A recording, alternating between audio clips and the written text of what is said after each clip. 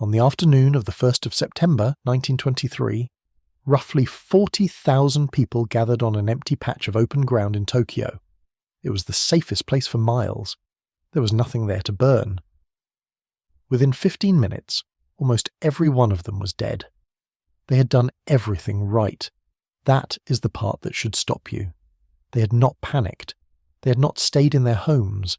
They had followed the instructions that every city in the world gave its citizens in the age of wood and lamp oil. When fire comes, move to open ground. Get away from the buildings. Wait it out in the clear.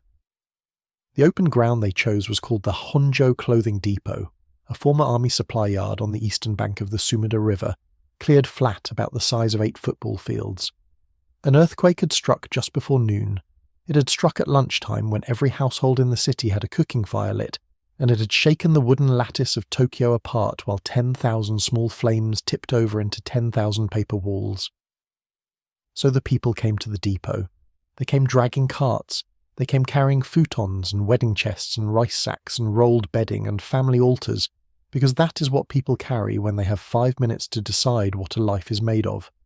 They packed the lot so tightly that by mid-afternoon, a person could not sit down without touching 4 strangers. And all around them, on every side, the city burned. Here is what none of them understood, because almost nobody on Earth understood it yet. A fire large enough stops behaving like fire. It becomes weather. A great burning district does not simply spread outward the way a spilled liquid spreads. It draws in. The column of superheated air rising off it punches into the sky and leaves a low-pressure void beneath, and the atmosphere for miles around rushes in to fill that void, and the rushing air feeds the flame, and the fiercer flame pulls harder, and the loop closes on itself and begins to scream. What arrived over the Honjo Clothing Depot at around 4 in the afternoon was a rotating column of superheated air, a fire whirl, a tornado made of combustion. Survivors described it coming across the river. It lifted carts. It lifted people. The bundled possessions that 40,000 people had carried through a burning city became 40,000 piles of dry cotton and lacquered wood packed together in a single flat field, and the whirl set all of them alight at once. The official count of the dead at that single lot was 38,000 people. It remains, by a considerable margin, the deadliest 15 minutes in the history of urban fire, and almost no one outside Japan has ever heard of it. How does a fire learn to breathe? And why did the 20th century decide to teach it? This is a story that has been told badly for 100 years, and usually in the wrong order. It is told as a story about disasters, separate, unlucky, unrelated. A great fire here, a bombing raid there, an earthquake somewhere else, a bad summer, a dry autumn. Isolated catastrophes, filed under separate headings, each one a footnote in the history of a different country.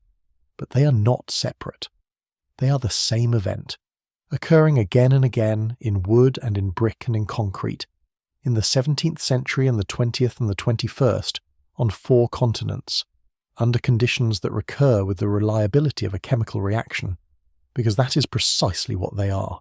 There is a threshold. Cross it, and fire stops being something that burns a city and becomes something that consumes it whole, generating its own wind, its own weather system, its own gravity of destruction. Below that threshold, a city can fight. Fire brigades work. Fire breaks hold. People run and people live. Above it, nothing works at all. Not water, not distance, not open ground, not shelters, not running. That threshold has a name. Fire scientists call the phenomenon a firestorm, and they use the word far more precisely than the newspapers do. A firestorm is not a big fire. A firestorm is a fire that has become a self-sustaining atmospheric engine, one that generates inflowing surface winds strong enough to knock a grown adult off their feet, temperatures at street level that can exceed 1,000 degrees Celsius, and an appetite for oxygen so total that people sheltering in sealed basements a quarter of a mile from any flame simply stopped breathing. In all of recorded history, there are perhaps a few dozen confirmed events that meet the full definition. This film is about them, about the physics that makes them, about the cities that were built.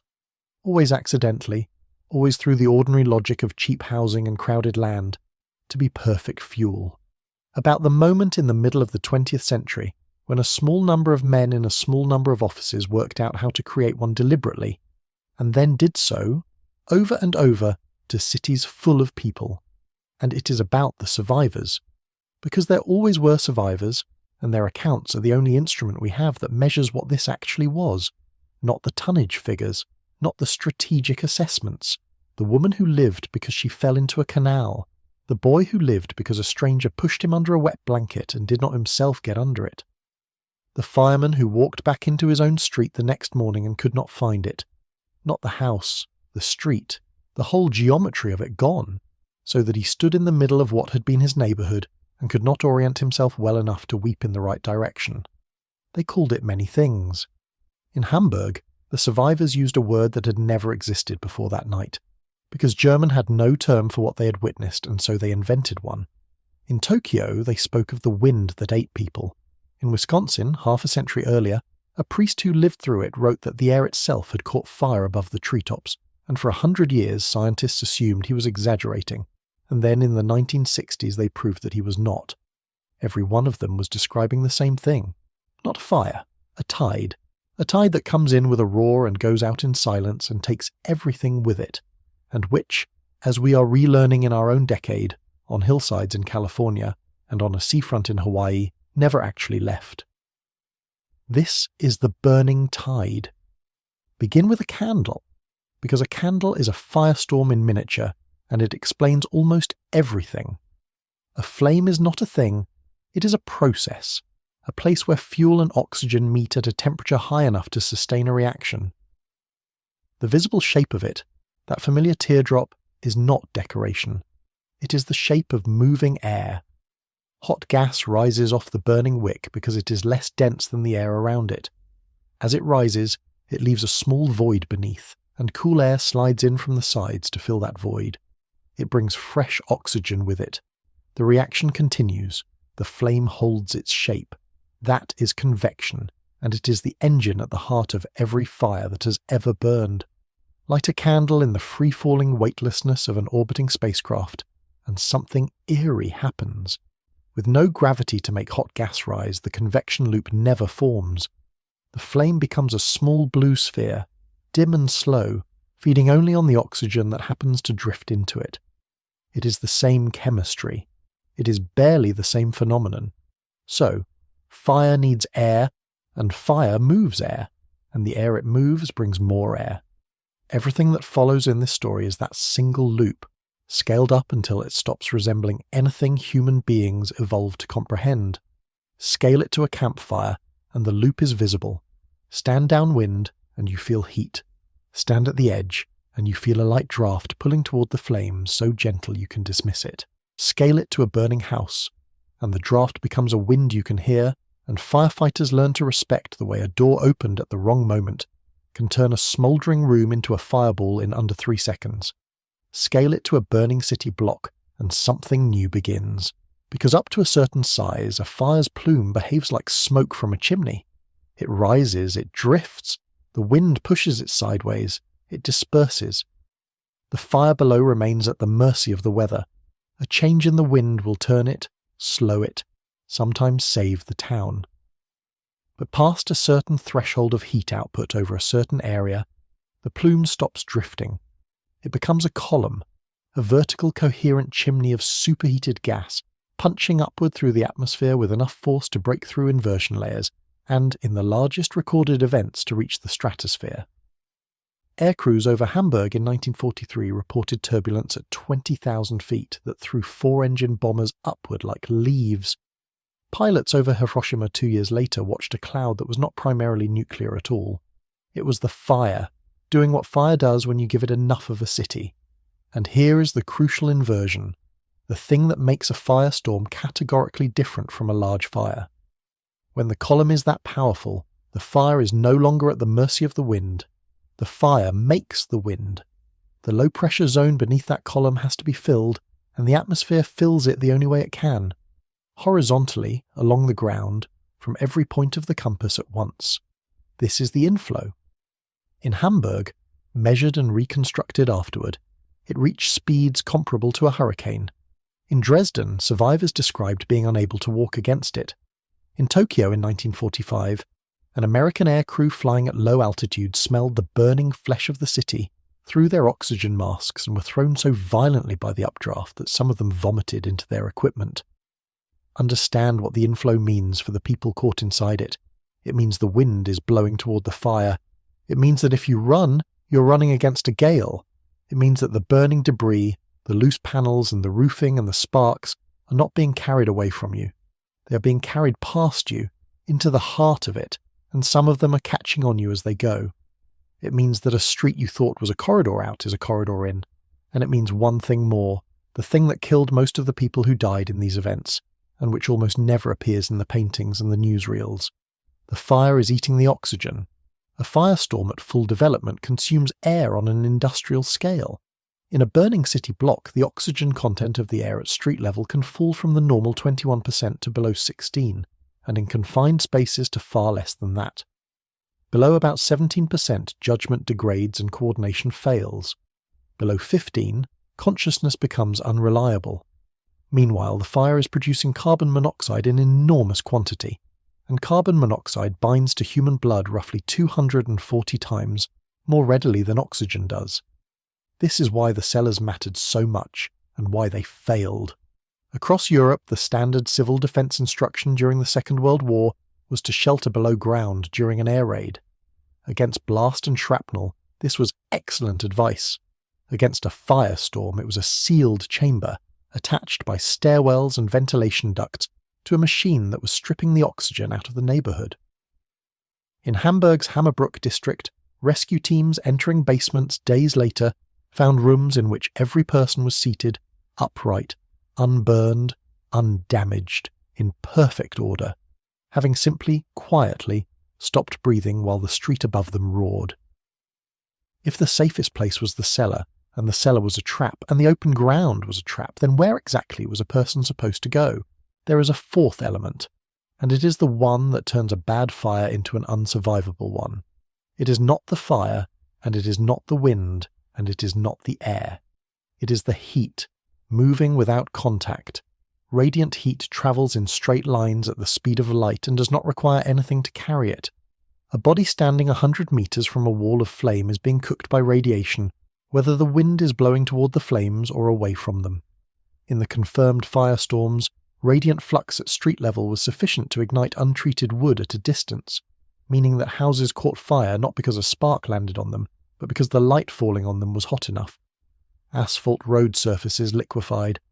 Glass windows softened and ran. In Hamburg, tram cables sagged and snapped, and the cobbles held enough heat that rescue parties 2 days later could not cross certain squares. People who tried to run through it did not have to touch flame to die. They ran through air at 400 degrees, and the air took their lungs. There is a fifth phenomenon, rarer and stranger, and it is the one that produced the single deadliest quarter of an hour in this entire story. It is the fire whirl.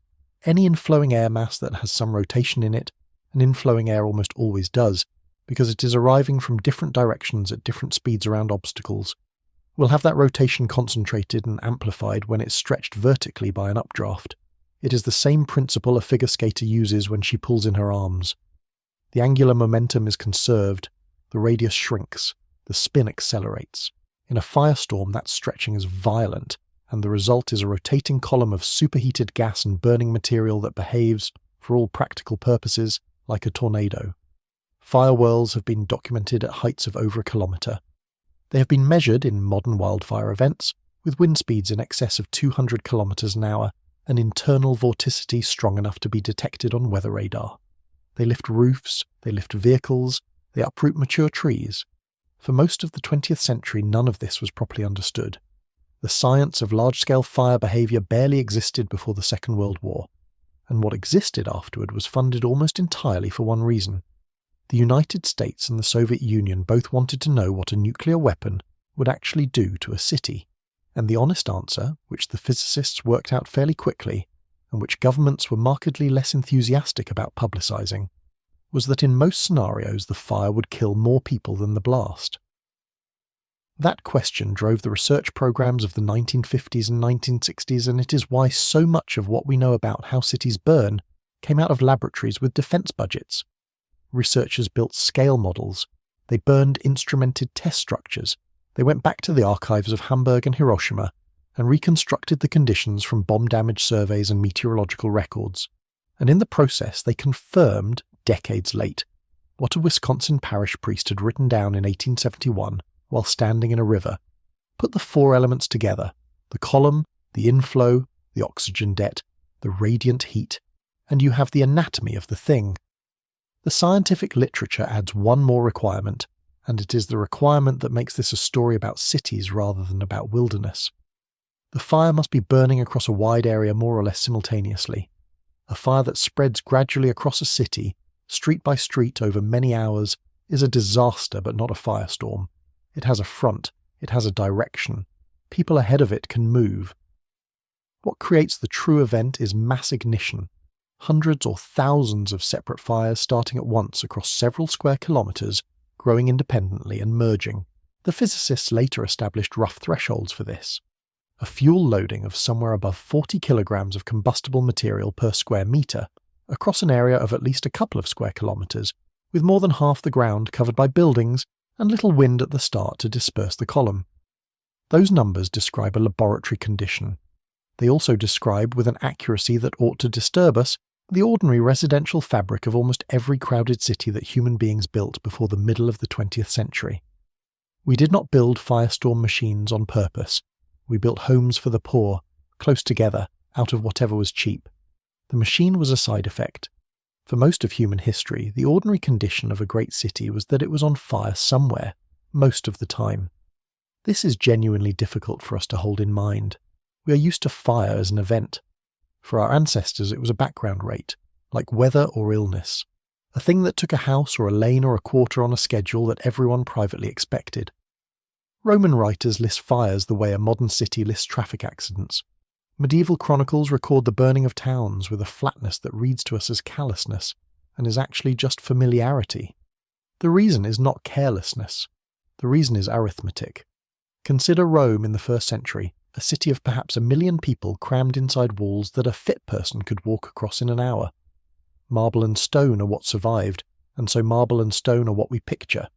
But the Rome that the overwhelming majority of Romans lived in was the insula, the apartment block, and the insula were built fast, cheap and tall, with masonry only at the lower levels and timber framing above, jammed together in lanes so narrow that the Emperor Augustus had to legislate a maximum building height, because the upper stories were collapsing into each other.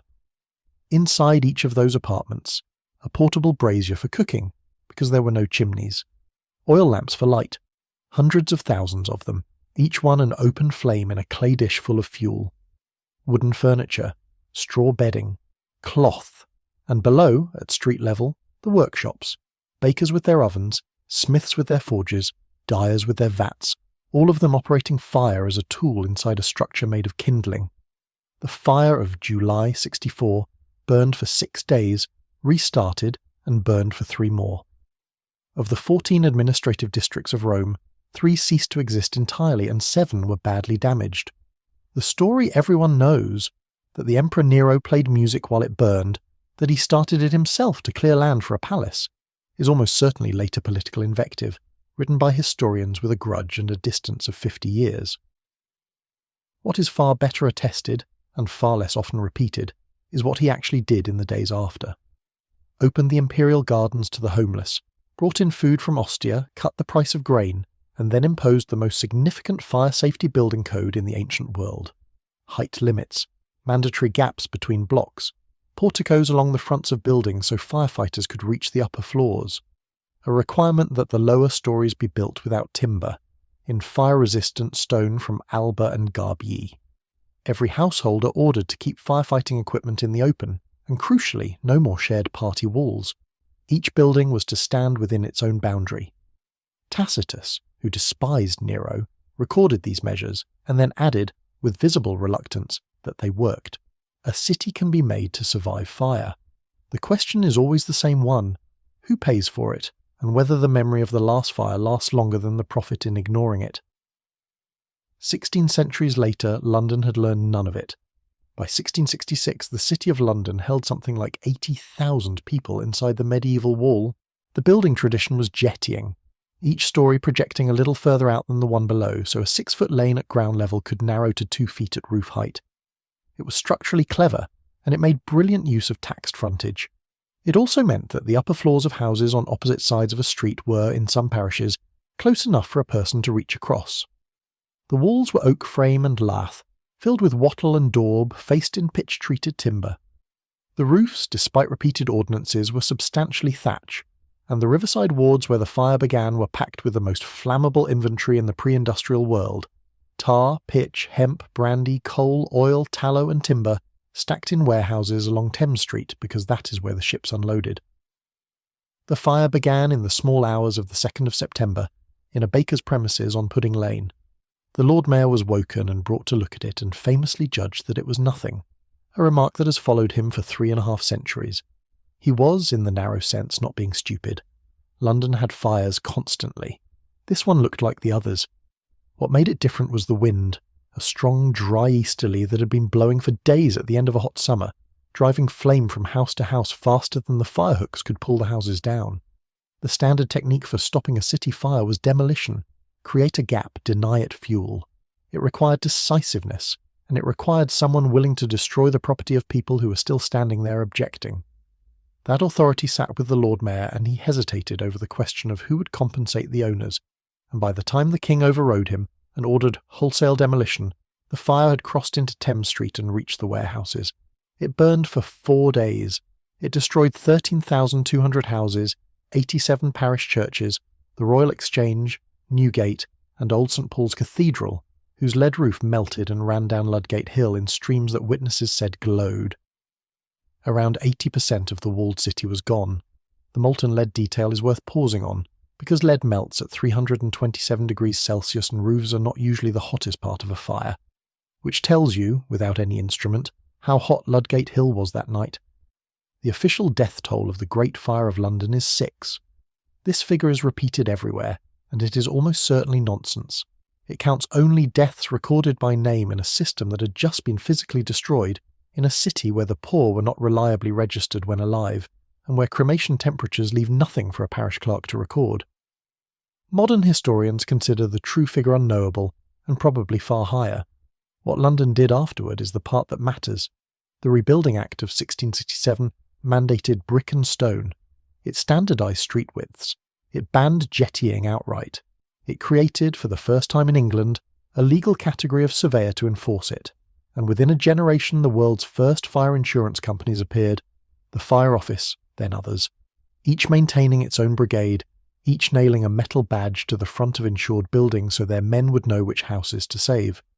That last detail is the moral of the entire chapter, and it is not a comfortable one. The first modern firefighting force in history was created not to save people, but to reduce a liability. It arrived at fires, and it checked for a badge. And on the other side of the world, a city had reached the opposite conclusion and built a culture around it. Edo, the city that would become Tokyo, was the largest urban settlement on Earth for much of the 18th century, and it was made almost entirely of wood, paper and thatch in a seismic zone, in a climate with a bone-dry winter and a hard northwesterly wind. It burned constantly. Between 1600 and 1868, the city suffered close to 50 major conflagrations. The residents of Edo, with the black humour of people who have accepted a thing, called the fires the flowers of Edo, because they bloomed so often and so brightly. The Great Mireki Fire of 1657 destroyed perhaps 2/3 of the city and killed, by the most cited estimates, upward of 100,000 people in 3 days. Edo responded not by building in stone, that was impossible given the earthquakes, but by engineering around the inevitable. Wide avenues cut through districts as fire breaks, open squares kept deliberately empty, fireproof storehouses with thick clay-plastered walls, where a merchant kept the things that mattered, roof-mounted water barrels, watchtowers on every block, and the haikshi, the fire brigades, organised by neighbourhood, whose members were tattooed, celebrated, half gangster, half hero, and whose actual method was not to extinguish anything but to demolish the buildings ahead of the flame with hooks and ropes and terrible speed. Edo did not defeat fire. Edo negotiated with it. The city expected to be partly destroyed on a generational cycle, and built a civilization that could absorb the loss and rebuild in weeks. It worked for 250 years. It worked until the 1st of September 1923, when the ground itself moved, and every one of those careful assumptions failed at the same instant. In the autumn of 1871, Chicago was the fastest-growing city that had ever existed. 35 years earlier, it had been a fort and a trading post with a few hundred residents.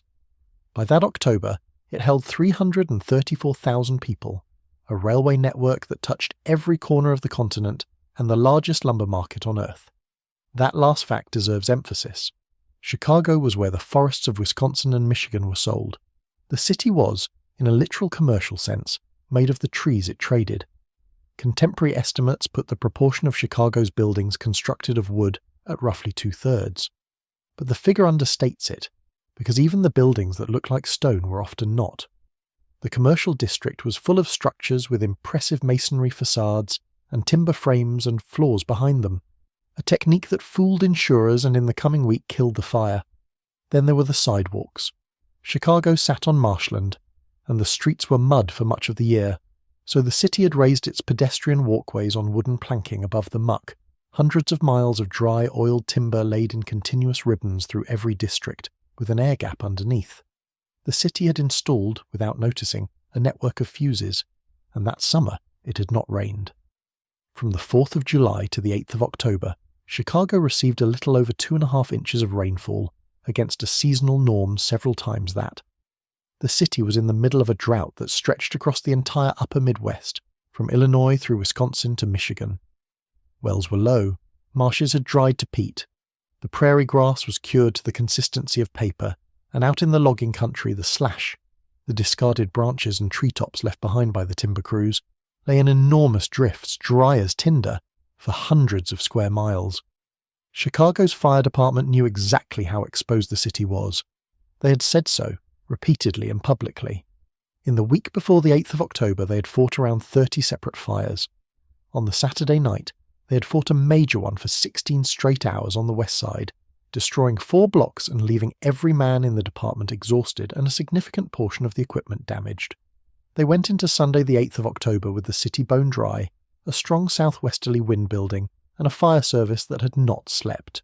The fire began at about 9 in the evening in or beside a small barn on DeCoven Street, on the working-class southwest side, on the property of a family named O'Leary. Everyone has heard what happened next, and it is worth saying clearly, the cow story is false. The tale that Catherine O'Leary's cow kicked over a lantern was invented within days by a reporter for the Chicago Republican named Michael Ahern, who admitted decades later that he had made it up because it was colourful.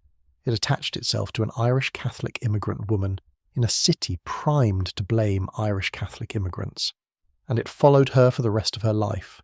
She was hounded by journalists, refused to be photographed, became a recluse, and died in 1895 of what her family described as a broken heart.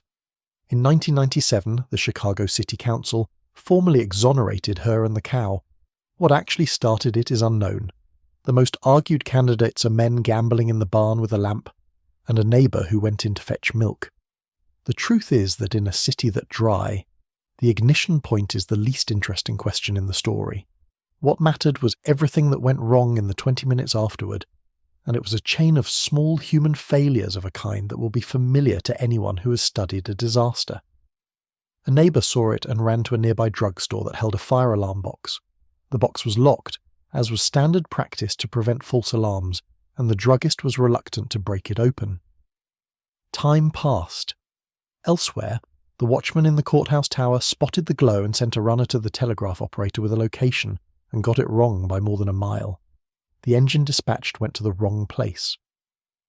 When the watchman realised his mistake, he asked the operator to correct it, and the operator refused, on the grounds that a second alarm would confuse the department. By the time the first engine reached DeCoven Street, the fire had a hold, the wind was driving it northeast, and it had reached a lumberyard. A locked box, a wrong address, a man who did not want to look foolish. How much of a great catastrophe is ever really about the fire? The Chicago River was supposed to be the fire break. It was 200 feet wide. Nothing should have crossed it. But the river was not a gap in the fuel. It was a corridor lined on both banks with the most combustible commerce in America, and it was spanned by wooden bridges, and it was, by that hour, spanned by something else as well.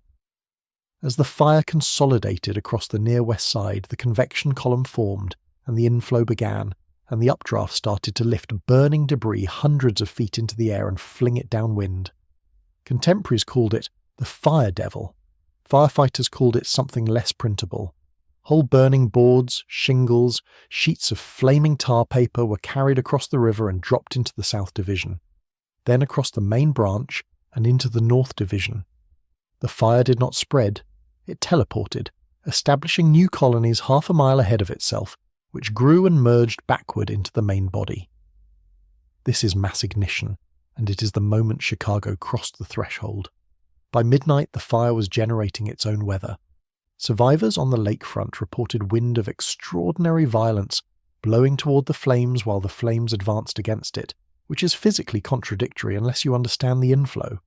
People described a sound they had no reference for, not crackling, but a continuous bellowing, like a blast furnace with the doors open. The waterworks burned. This was the single most consequential loss of the night. The pumping station's roof was wood. It caught from a flying brand, and when it collapsed, it took the machinery with it. And at that moment, every hydrant in the city of Chicago went dry. From roughly 3 in the morning of the 9th of October, the fire department of a major American metropolis was standing in the street with no water at all. Everything after that was evacuation. 100,000 people moved through the night in a single direction, east toward Lake Michigan, because it was the only thing that would not burn. They waded into the shallows and stood in the water in the dark, some of them for hours, ducking under when the radiant heat became unbearable, holding children above the surface. Others fled north to the open ground of Lincoln Park, which was then partly still a cemetery, and sheltered among the gravestones and in the empty graves. The fire burned for roughly 30 hours and stopped finally on the Tuesday morning, when it ran out of city at the northern edge, and light rain arrived too late to matter. It had destroyed an area about 4 miles long and averaging 3/4 of a mile wide, roughly 2,000 acres, more than 17,000 buildings, and a third of the city's assessed value. 100,000 people, nearly a third of the population, had no home. The commercial district, the courthouse, the opera house, the hotels, the banks, the newspapers, gone. The death toll is usually given as around 300. Like London's figure of 6, it should be treated with suspicion. The coroner's office had burned, the poorest districts kept no reliable records, and the fire's temperatures at their peak left very little. But it is broadly accepted that Chicago's death toll was, relative to the scale of the destruction, remarkably low. The city had warning, it had escape routes, it had a lake, and on that same night, 250 miles to the north, in a place with none of those things, something far worse was happening, and it would take the newspapers most of a week to notice. Peshtigo, Wisconsin, was a company town of about 1,700 people on a river of the same name, 6 miles up from Green Bay. It existed because of the Peshtigo Company, which owned the sawmill, the boarding house, the store, and what was said to be the largest woodenware factory in the United States, a plant turning out tubs, pails, broom handles, and clothespins by the wagon load. It was a town made of wood, standing in a forest of wood floored with sawdust. The streets were sawdust, the sidewalks were sawdust. The mill spread its waste across the ground because there was nowhere else to put it, and the townspeople had come to find the surface pleasant to walk on. All through that drought summer, small fires had been burning in the surrounding country. Some were set by farmers clearing land. Many were set by the railroad crews pushing a line north. The standard method for clearing right-of-way was to burn the brush, and the standard method for running a wood-burning locomotive was to accept that it threw sparks. The slash left by the logging operations lay everywhere, in ridges 8 and 10 feet deep, unburned and unrotted, extending across hundreds of square miles. By late September, the smoke was so thick on Green Bay that ships were navigating by foghorn. Nobody in Peshtigo was alarmed. Smoke was normal, the forest had been smouldering since August. On the evening of Sunday, the 8th of October, the same evening the O'Leary barn caught in Chicago, a weather system moved across the upper Midwest. A strong cold front with powerful southwesterly winds swept over a landscape that had received almost no rain in 3 months, in which several hundred separate ground fires were already burning. What happened next is one of the very few documented cases of a mass fire in a natural landscape crossing fully into firestorm behaviour, and it happened with almost no warning at all. Survivors in Peshtigo remembered the sequence in strikingly consistent terms. First, the sky to the southwest turned a deep, unnatural red. Then a sound began, described variously as a distant train, a waterfall, a heavy wind in a chimney, that grew for perhaps 20 minutes without any flame becoming visible. The air became hot. Small animals and birds came through the town, moving in one direction. The cattle broke out of their pens, and then, at somewhere around 10 in the evening, the thing itself arrived, and it did not arrive as a line of flame. It arrived as a wall of superheated gas and burning debris, driven ahead of the fire front by winds that overturned buildings before those buildings caught. Multiple survivors independently reported that houses were lifted, that the wooden church roof went up into the air, that rail cars were pushed along their tracks. One account describes a boarding house that seemed to explode outward rather than burn. This is consistent with what fire scientists now understand about the convective mass fire. The enormous energy release generates surface winds and pressure differentials of a magnitude previously assumed impossible outside of a tornado. And there were fire whirls. The parish priest of Peshtigo, Father Peter Pernin, wrote an account afterward that was for a century treated as embellished.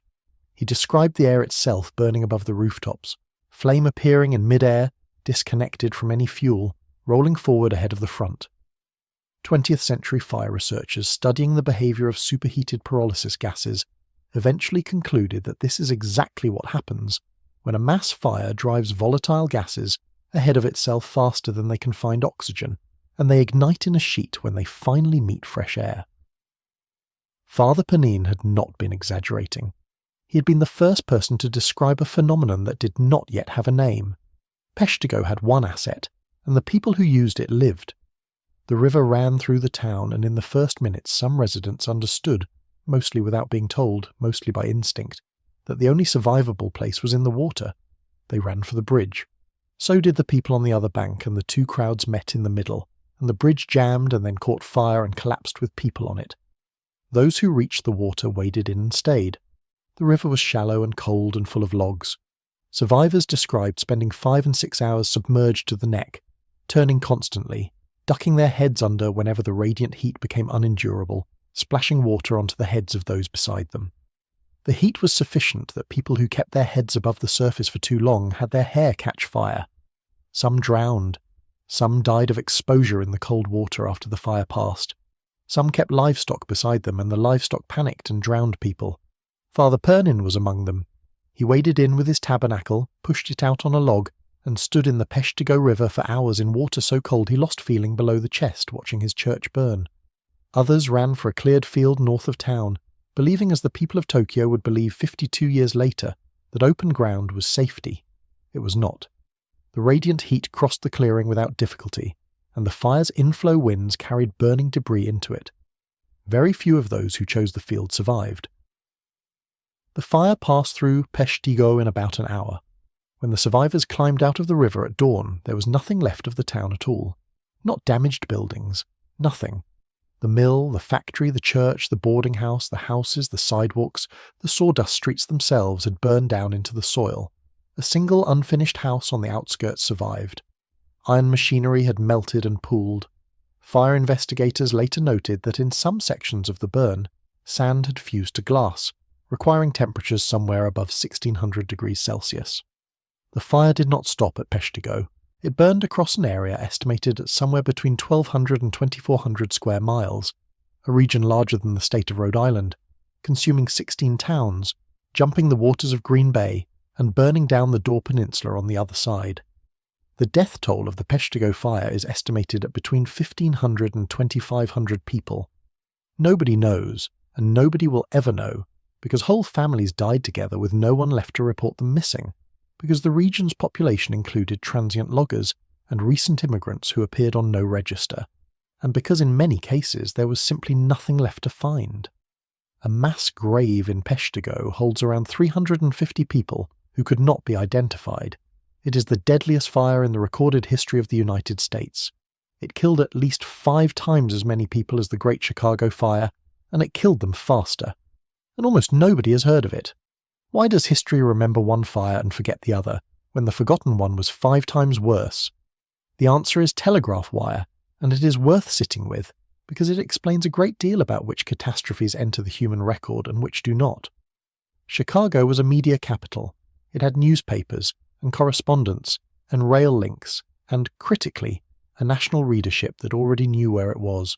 Its destruction was reported within hours and became the story of the decade. Peshtigo's telegraph line burned in the first minutes, its rail link burned, its roads were impassable. The nearest sizable town, Marinette, was itself half destroyed. It took over a day for word to reach Green Bay, and considerably longer to reach Madison. When a survivor finally arrived at the state capitol to beg for aid, he found that the governor had already left for Chicago, taking the state's emergency resources with her. Governor Lucius Fairchild being absent, it was his wife Frances who received the message, and who then did something remarkable. She diverted a relief train already loaded for Chicago and sent it north instead. But by then the story had been set. The nation had one fire to think about, and it was the one with the newspapers. Relief poured into Chicago from around the world. Peshtigo received a fraction of it. The town was rebuilt on a smaller scale and never recovered its importance. There is a colder reason too. Chicago's destruction was a story about property, about a great American city's assets erased and heroically rebuilt, a narrative of loss and enterprise that a capitalist century found flattering. Peshtigo's destruction was a story about immigrant labourers and their families burning to death in a company town owned by a Chicago timber magnate, in a landscape wrecked by an industry that had left its own kindling lying on the ground for a decade. One of those is a legend. The other is an indictment. At 12 minutes past 5 on the morning of the 18th of April 1906, the northern 300 miles of the San Andreas Fault ruptured. The shaking lasted somewhere between 45 and 60 seconds. It was violent enough that in some places the ground displaced horizontally by more than 6 meters. Fences and roads offset, a fault line drawn across the landscape that is still visible in aerial photographs today. In San Francisco, buildings on the filled land south of Market Street, where the city had reclaimed a marsh with sand and rubble, experienced liquefaction. The ground briefly behaved as a fluid, and hotels and lodging houses sank and folded into it.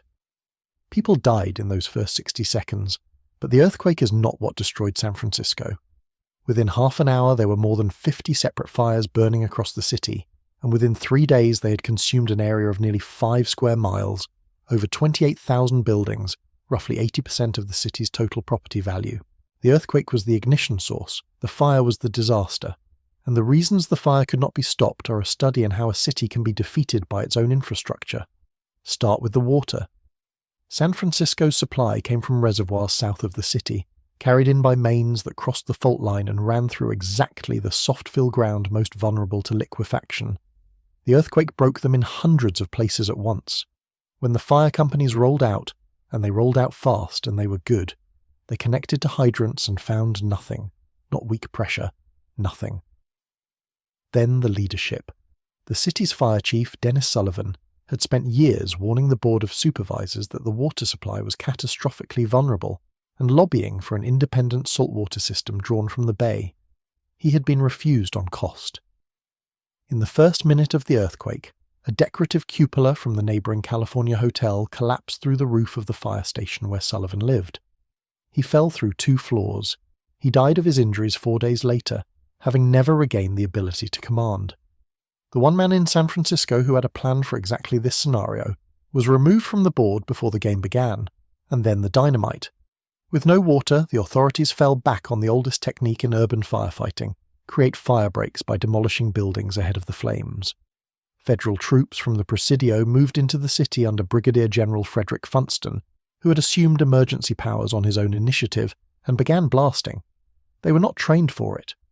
The men doing the demolition had no experience with structural demolition in a fire environment, and the explosives available were a mixture of black powder and dynamite. Black powder is an incendiary. In building after building, the demolition crews blew structures apart and scattered burning fragments into neighbouring blocks that had not yet caught. The Chinatown fire and a significant portion of the destruction along Van Ness is attributed by modern analysts substantially to the demolitions themselves. There is a specific, well-documented case that has become notorious. A mansion on Van Ness containing large quantities of stored liquor blown up as part of a firebreak, which sprayed burning alcohol across an entire block that had until that moment been safe. The estimates vary, but a serious body of historical work concludes that the dynamiting destroyed roughly as much of San Francisco as it saved. When the tool you have is the wrong tool, and you use it anyway because doing nothing is unbearable, is that a mistake, or is it simply what people do? By the second day, the fires had merged. South of Market went first, then the wholesale district, then the financial district. The fire climbed Nob Hill and took the mansions of the railroad barons, buildings that had been the physical expression of Californian wealth, gone in an afternoon. It burned the Palace Hotel, which had its own reservoir and had been considered fireproof. It burned City Hall, which had taken 27 years to build. It burned the records, deeds, birth certificates, court files, the municipal memory of the city. Whether San Francisco 1906 was a true firestorm in the technical sense is genuinely debated by fire scientists, and the honest answer is that it sat on the boundary. There are strong accounts of firestorm behaviour in the south of Market District, inflowing winds, a coherent column, temperatures well above normal structural fire ranges, but the fires spread across the city as a whole was more sequential than simultaneous, driven street by street over 3 days, and that gave people something the victims of Peshtigo and Honjo never had. It gave them time. Around 250,000 people, more than half the city's population, were made homeless, and the overwhelming majority of them walked out. They walked to Golden Gate Park, to the Presidio, to the beaches, to the ferries. Photographs from the period show them sitting on hillsides in their Sunday clothes, watching the city burn below them with an expression that is neither panic nor grief, but something flatter and stranger, which anyone who has seen footage of a modern evacuation will recognise immediately. The official death toll announced at the time was 478. It was a lie, and it was known to be a lie by the people who published it. San Francisco's business and civic leadership made a deliberate decision in the weeks after the disaster to minimise the reported catastrophe, partly to reassure investors and insurers, partly because the city was in an active commercial rivalry with Los Angeles, and partly because the word earthquake frightened capital in a way that the word fire did not. Insurance policies covered fire. Many did not cover earthquake. Rebuilding money depended on the story being a fire story, so the count stayed low, and the earthquake was minimized in official communications, and the dead in the poorer districts, especially in Chinatown, where residents were not systematically enumerated, and where survivors were subsequently pressured to relocate so the valuable land could be redeveloped, were not counted at all.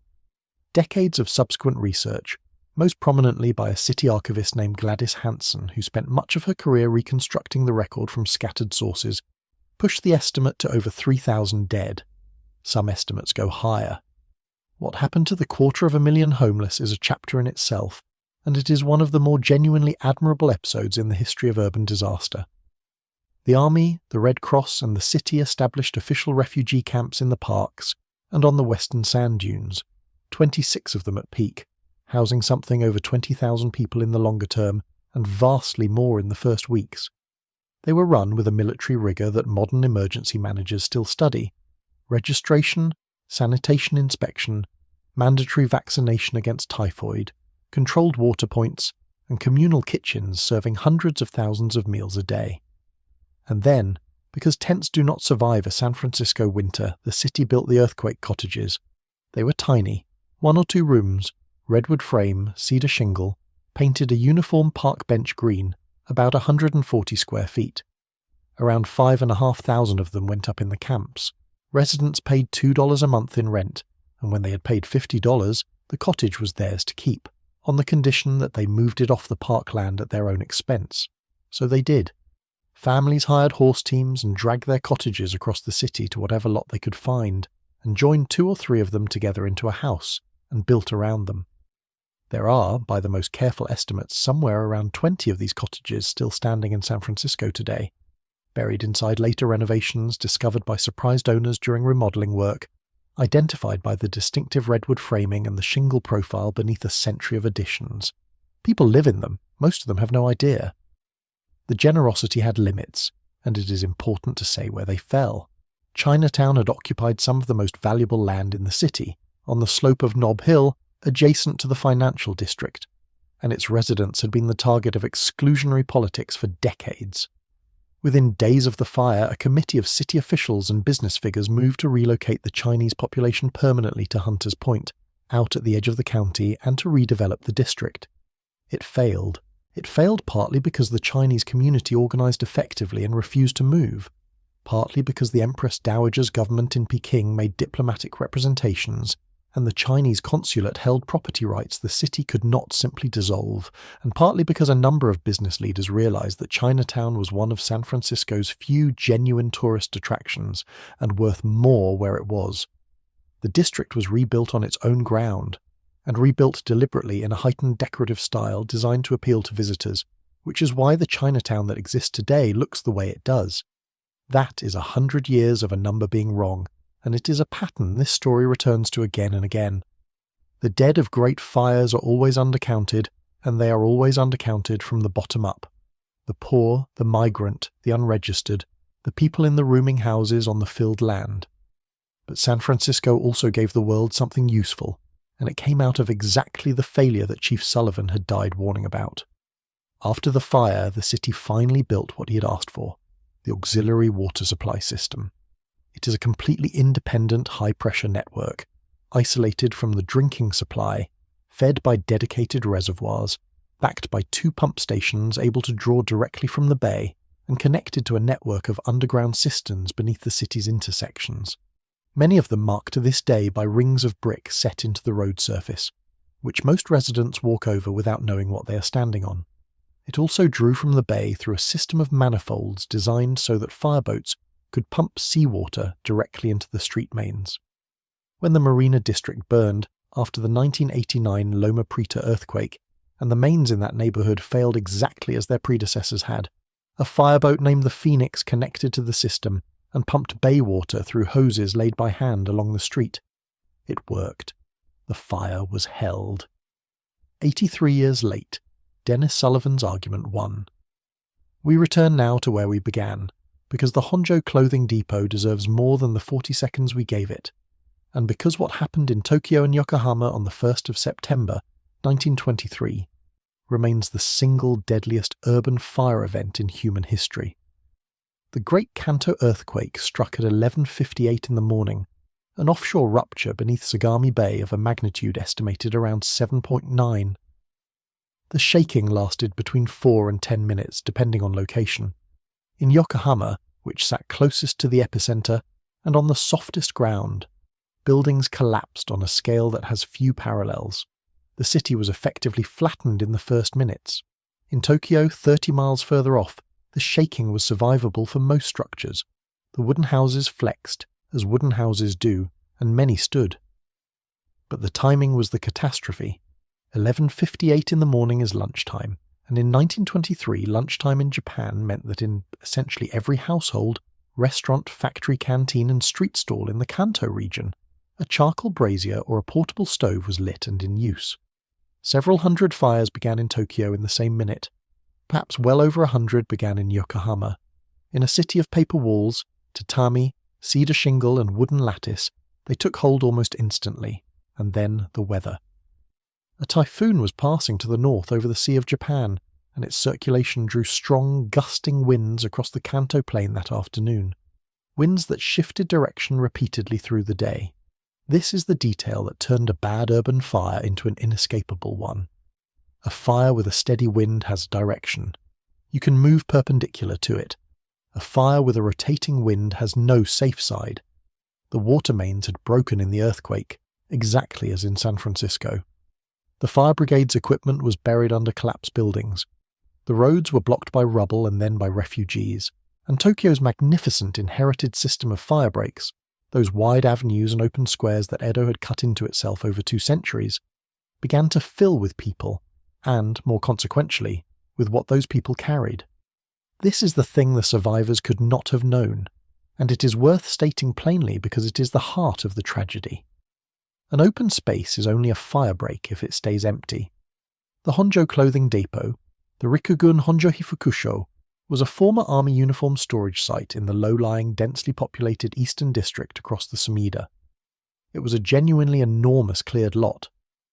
By every rule of urban fire safety that Japan had learned in 2.5 centuries of burning, it was the correct destination. People had been told this. Local authorities directed refugees there.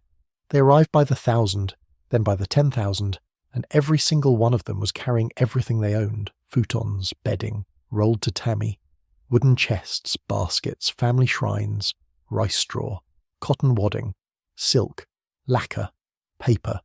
Some brought handcarts stacked higher than a person.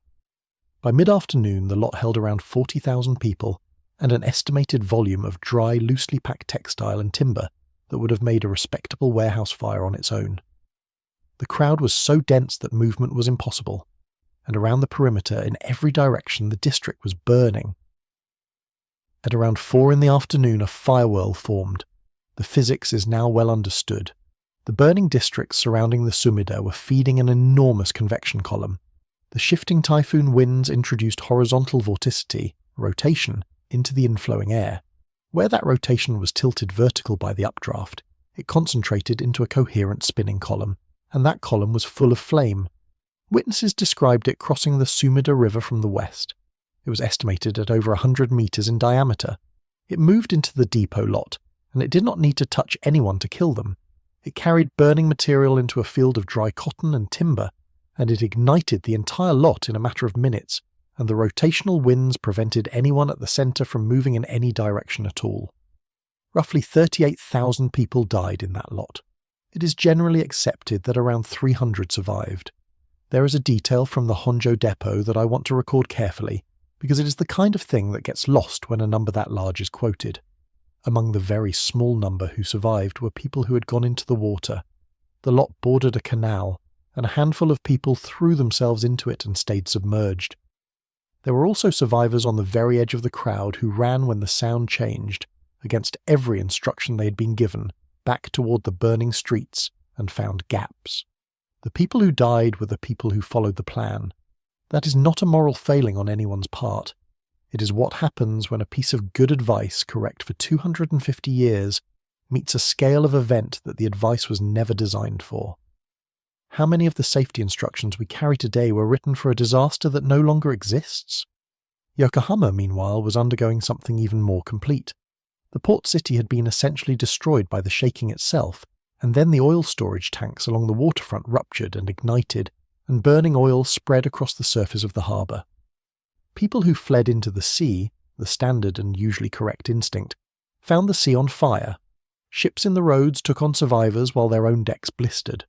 The liner Empress of Australia became a refuge for thousands, and spent hours manoeuvring to avoid burning oil slicks. Across the whole Kanto region, the combined earthquake and fire killed an estimated 105,000 to 140,000 people. Of those, the overwhelming majority, most analyses put it above 80%, died in the fires, not in the collapse. Nearly 300,000 buildings burned, around 1.5 million people were made homeless. And there is one more part of this story, which has nothing to do with fire physics and everything to do with what happens to human beings in the hours after their world ends. It must be included, because it is the part that Japan itself spent decades not discussing, and because leaving it out would be a lie of omission. In the chaos of the first 2 days, with communications down and no reliable information reaching anyone, rumours began to circulate through the refugee crowds and the ad hoc neighbourhood watches that Korean residents were setting the fires deliberately, poisoning wells, organising an uprising. There was no truth in any of it. The rumours spread through word of mouth and disgracefully through some official channels and newspapers before anyone checked. Vigilante groups formed. Over the following days, thousands of Koreans living in the Kanto region were murdered, beaten and killed at improvised checkpoints, often identified by being asked to pronounce Japanese phrases that were difficult for a non-native speaker. Chinese residents were killed.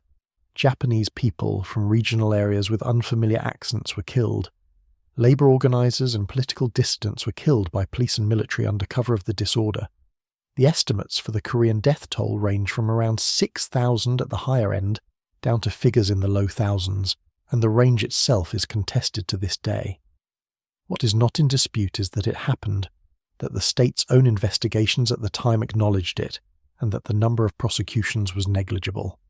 I include it here for a reason that goes beyond completeness. A firestorm does not only destroy a city's buildings, it destroys a city's information, its telegraph, its newspapers, its officials, its ordinary daily contact between neighbourhoods. And into that vacuum something always rushes, in exactly the way that air rushes into the low-pressure zone beneath a convection column. That is a pattern too. We will see it again in a different country 20 years later, when a different set of authorities found it useful to control what their own citizens knew about what had happened to a city. Before 1922, there was a city on the Aegean coast of Anatolia that many people considered the most cosmopolitan port in the eastern Mediterranean. Its Turkish name was Izmir. To Greeks it was Smyrna, and it had been continuously inhabited for something over 3,000 years. In the early 20th century it held a population of roughly 300,000, Greeks, Turks, Armenians, Jews, and a long-established community of Western European merchant families known as the Levantines, many of whom had lived there for generations. It had opera. It had a stock exchange. It had newspapers in 6 languages. Its waterfront was lined with consulates and clubs and department stores, and its wealth came from the fact that it was where the produce of the Anatolian interior, figs, tobacco, raisins, cotton, carpets, met the sea. In September 1922, over the course of about 9 days, most of it was destroyed by fire, and its Greek and Armenian population ceased to exist there. What follows is one of the most bitterly contested episodes in the history of the Eastern Mediterranean, and I am going to try to handle it the way it deserves to be handled, by separating what is documented from what is disputed, and by saying clearly which is which. The context is the Greco-Turkish War of 1919 to 1922, itself a consequence of the partitioning of the Ottoman Empire after the First World War. Greek forces had landed at Smyrna in 1919 under Allied authorization, driven deep into Anatolia, and by the summer of 1922 had been decisively defeated by Turkish nationalist forces under Mustafa Kemal. The Greek army retreated westward toward the coast. The retreat was accompanied by widespread burning of Turkish villages, which is documented. The Turkish advance was accompanied by reprisals against Greek and Armenian communities, which is also documented.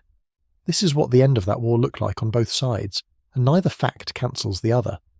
Ahead of the retreating army came refugees, hundreds of thousands of Christian civilians from the interior, moving toward the one place they believed offered escape, a port with foreign warships in it. By the time Turkish cavalry entered Smyrna on the 9th of September, the city's population had swollen with somewhere between 200,000 and 400,000 refugees packed into the streets and squares and above all onto the Great Stone Quay. The fire began on the 13th of September, in or near the Armenian quarter. It burned for roughly 9 days. It destroyed the Greek and Armenian quarters and the European commercial district almost entirely. The Turkish and Jewish quarters were largely undamaged, a pattern that is not in dispute, and that sits at the centre of every argument about the fire ever since. Who started it is disputed, and it has been disputed for a century, and I am not going to pretend otherwise. Greek and Armenian accounts, and the accounts of most Western eyewitnesses present, including American relief workers, naval officers and missionaries, attribute the fire to Turkish irregular forces, with a number of specific reported sightings of men setting fires with petroleum. Turkish accounts of the period attributed it to retreating Greek and Armenian arsonists.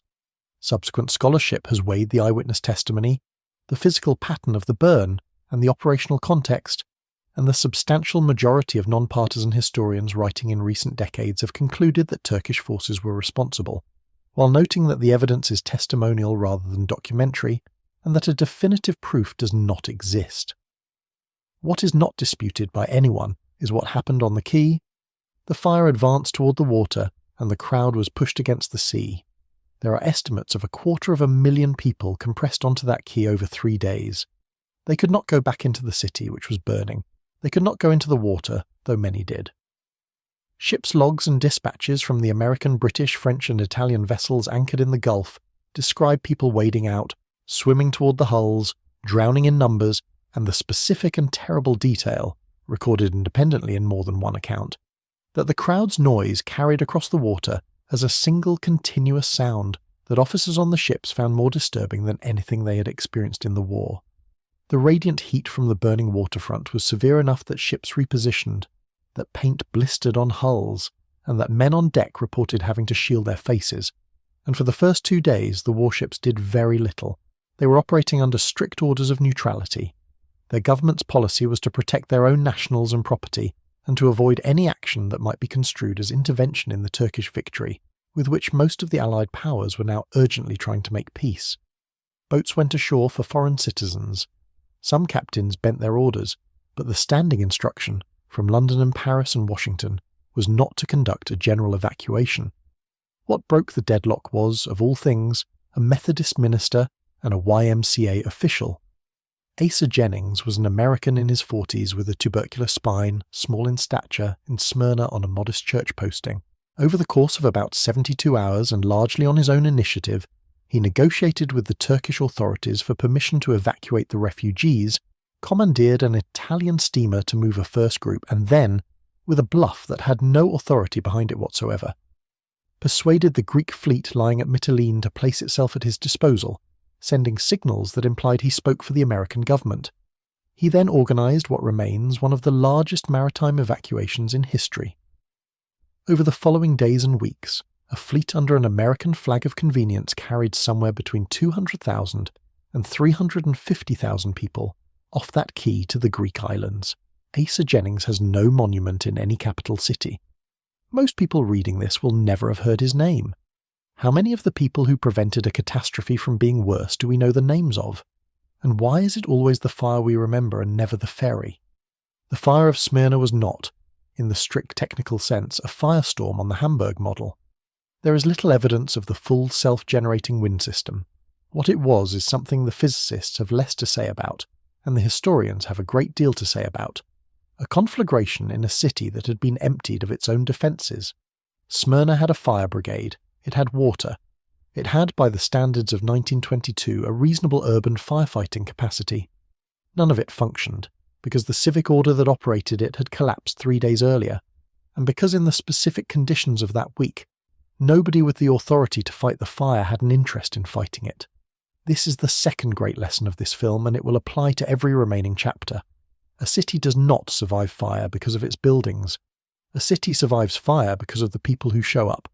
The brigade, the water board, the neighbours with buckets, the officials who make the call to demolish, the man who breaks the alarm box. Take that away, and even a modest fire in a well-built city will take the whole thing. Which is precisely why, 21 years later, the men planning the destruction of German cities would work out that the most efficient way to burn a city is to break its firefighting first.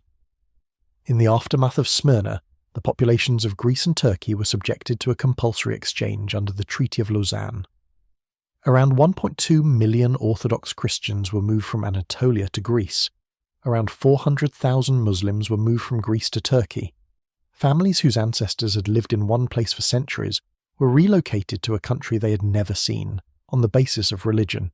It remains one of the largest forced population transfers in European history, and it was ratified by the international community as a solution.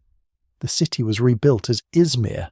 It is today a large, prosperous Turkish metropolis of several million people. On the waterfront where the crowd stood, there is a wide promenade, and in the evenings people walk along it, and children play, and the water is exactly the same water. Everything in this film so far has been an accident. Rome, London, Chicago, Peshtigo, San Francisco, Tokyo, Smyrna, every one of them the product of drought, or an earthquake, or a spilled lamp, or the ordinary bad luck of building cheap houses close together. Nobody planned them. Nobody wanted them. What happens now is different, and the transition deserves to be marked, because it is one of the darker thresholds in the history of applied science. Between roughly 1940 and 1943, a small number of people in Britain and the United States worked out what a firestorm actually was, established the precise conditions required to produce one, and then set about producing them. They did it methodically, with data, in laboratories and on test ranges.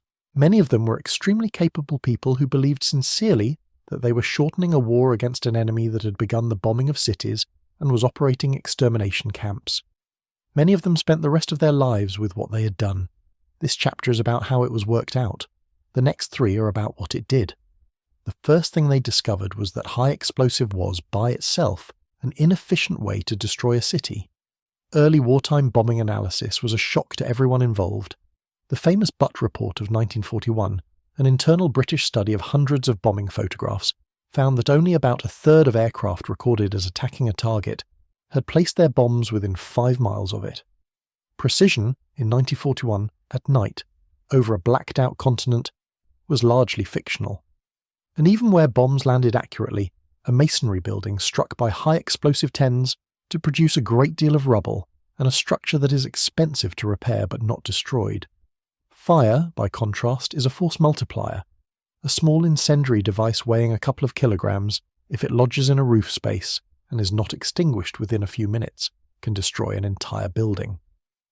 The energy released in burning a city comes overwhelmingly from the city itself. The bomber only needs to supply the ignition. The strategic logic that followed was set out in a paper submitted to the British War Cabinet in early 1942 by Frederick Lindemann, Lord Cherwell, Churchill's scientific advisor. It has become known as the dehousing paper. Its argument was arithmetical. Calculate the tonnage the bomber force could deliver, calculate the built area destroyed per ton based on the German raids on Britain, and conclude that the bomber force could render a very large proportion of the German urban population homeless, and that this would break morale. The paper was contested at the time. The physicist Patrick Blackett and the Nobel laureate Henry Tizard both examined its assumptions and concluded that Lindemann had overstated the achievable destruction by a large factor. They were, in the event, correct about the arithmetic and correct about the morale. The policy was adopted anyway. When a plan is challenged by the best minds available and adopted regardless, what is actually being decided, and by whom? In 1943, at the Dugway Proving Ground in the Utah Desert, the United States Army built a German neighborhood. They called it German Village. It consisted of full-scale replicas of Berlin working-class tenement blocks, the Mietskaserne, the rental barracks that housed the industrial working class of Germany's cities, and they were not approximations. They were exact. The army had gone to the trouble of finding out precisely what those buildings were made of. The correct timber species for the roof beams and the attic floors aged to the correct moisture content, which mattered enormously, and which meant importing specific European softwood and conditioning it. The correct roof tile, the correct thickness of plaster, the correct proportions of the stairwells and attic spaces, even in the interiors, the correct furnishings, German-style beds, wardrobes, curtains, children's toys, the typical contents of a working family's apartment, because the contents are the fuel. And the man brought in to ensure the authenticity of the design was Erich Mendelssohn. Mendelssohn was one of the greatest architects of the 20th century, a German Jew, a leading figure of European modernism, the designer of the Einstein Tower at Potsdam and of department stores in half a dozen German cities. He had fled Germany in 1933 when the Nazis came to power, and by 1941 he was in the United States. He was hired to help design the destruction of the housing stock of the country that had exiled him. Buildings of a type he had spent his professional life studying, in cities where he had lived and worked. He did the job well. Whatever he felt about it, he left little record of it, and historians have argued over his motives ever since. What is documented is that the replicas were extraordinarily accurate, that they were burned repeatedly, that the tests systematically compared different incendiary approaches, and that the findings went directly into the bombing campaign against Germany. There was a Japanese village at Dugway too, built beside the German one, replicating the light timber and plaster residential architecture of Tokyo and Osaka, and it burned even faster. What emerged from those tests, and from parallel British research, was a method. And the essential insight of that method was not about explosives at all. It was about firefighting. The researchers understood that a city defends itself.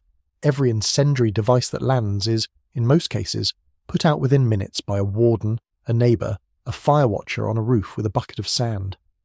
German cities in 1943 had a genuinely formidable civil defence organisation, with trained crews, deep experience, and a well-developed system of fire watching in attic spaces. So the method that emerged was sequential, and its purpose was to defeat the human response before the fire started.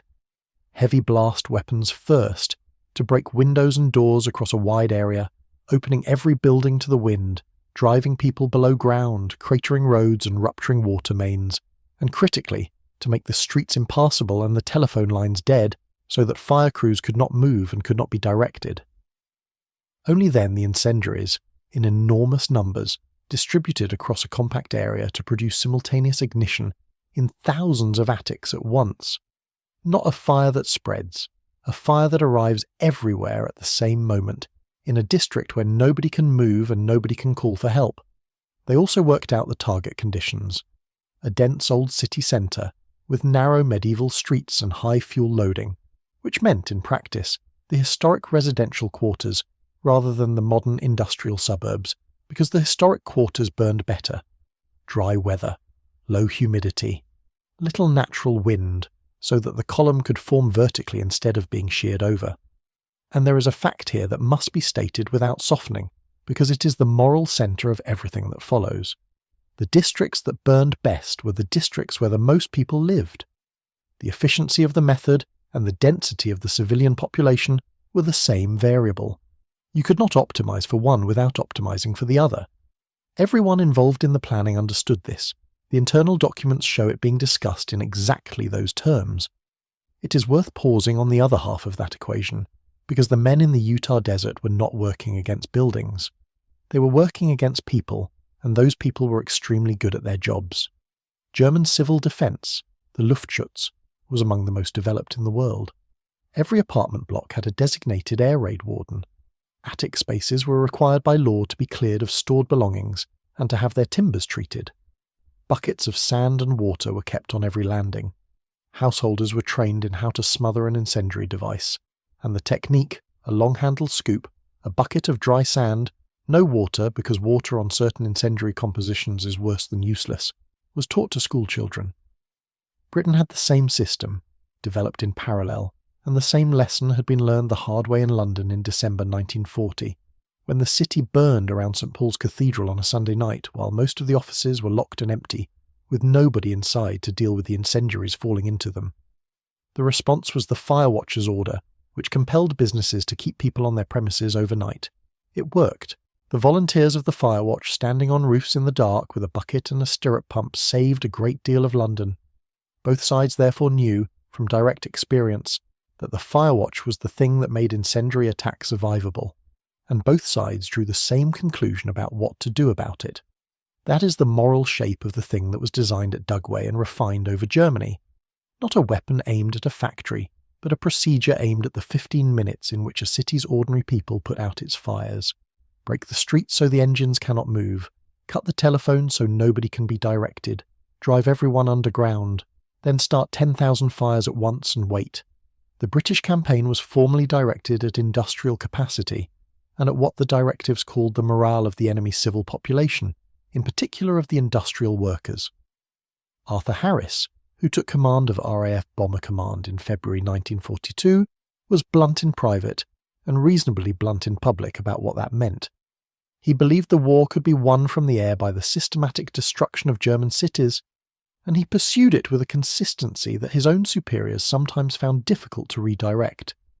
In late July 1943, the method was ready, the weather was right, and the target was a port city on the Elbe with a large shipbuilding industry, a dense old centre, and a population of about 1.7 million people. The operation was given a code name taken from the Book of Genesis, from the city that in Scripture is destroyed by fire from the sky. Hamburg in July 1943 was in the middle of a heat wave. It had been unusually hot and unusually dry for weeks. The humidity was low. The temperature had reached the low 30s Celsius. In the tall tenement districts east of the Ulster, Hammerbrook, Rothenburg sought, Hamm, Borgfelder, Billwerder. The residents were doing what people in northern European cities do in a heat wave, sleeping with the windows open, spending the evenings outdoors, complaining about the weather. These districts were working class, extremely dense, and old. 5- and 6-story brick apartment blocks built around narrow interior courtyards, packed close, with steep timber-framed roofs and deep attic spaces. The population density in parts of Hammerbrook exceeded 50,000 people per square kilometre. Hamburg had also been bombed before, many times, and had built one of the most effective civil defence organisations in Germany. There were public shelters, well-drilled fire crews, an established fire-watching system, and a population that knew the drill and generally did not panic. In the raids of 1940 and 1941 and 1942, that system had worked. The operation began on the night of the 24th of July, and its opening move was technological rather than incendiary. For the first time in the war, the attacking force released enormous quantities of thin metallic strips cut to a precise length, a countermeasure the British called window and the Americans called chaff. Released into the airstream, the strips descended slowly and reflected radar energy, so that German ground controllers, night fighter crews and gun-laying radars saw not a bomber stream, but an undifferentiated fog of returns filling the sky. The German air defence system, which was genuinely sophisticated and had been inflicting serious losses, was effectively blinded. Bomber Command lost around 1.5% of its aircraft that night, a fraction of the normal rate. The raid of the 24th caused heavy damage. 2 American daylight raids followed on the 25th and 26th, and through all of it the city's fire service worked continuously, exhausted, dealing with hundreds of fires, and by the night of the 27th, much of that service had been drawn westward across the city to deal with what had already burned. At around 1 in the morning on the 28th of July, 787 aircraft arrived over the eastern districts of Hamburg. The bomb load was heavily weighted toward incendiaries, delivered into an area of a few square kilometres in a concentrated period of about 50 minutes. Blast weapons came first, opening the buildings. Then the incendiaries went into the attics of a dense residential district in a heatwave, in low humidity, with much of the fire service on the other side of the river. Within 20 minutes, individual fires had begun to merge. Within 30, the district was burning as a single unit. And then Hamburg did something that no city had done in front of scientific observers before. The convection column that formed over Hammerbrook reached, by the estimates reconstructed afterward, somewhere between 6 and 9 kilometres in height. The inflowing surface winds have been estimated at hurricane force and beyond. Street-level temperatures in the core are believed to have exceeded 800 degrees Celsius, with some estimates considerably higher. The German authorities who catalogued the aftermath needed a word for it, and German did not have one, so they made one. Feuersturm, firestorm. The word entered English through the translation of those reports. What it did to that district over the following 3 hours is difficult to write about, and I am going to be careful, because these were people and they deserve better than spectacle. The inflow was strong enough to strip trees, to pull loose objects and people off their feet, and to draw material along the streets toward the burning core. People trying to leave the district were moving against it. Some accounts describe holding onto railings and lampposts. The asphalt of the road surfaces liquefied. This is one of the most consistently reported details from Hamburg, and it accounts for a great many deaths on its own. People running out of buildings found the street had become a viscous, burning fluid and could not cross it. In the shelters, the oxygen went. This killed more people in Hamburg than flame did. The cellars of the tenement blocks were connected in rows by breakthrough doors, a sensible design intended to let people move laterally underground if their own exit was blocked, and the fire above drew air through the whole connected system.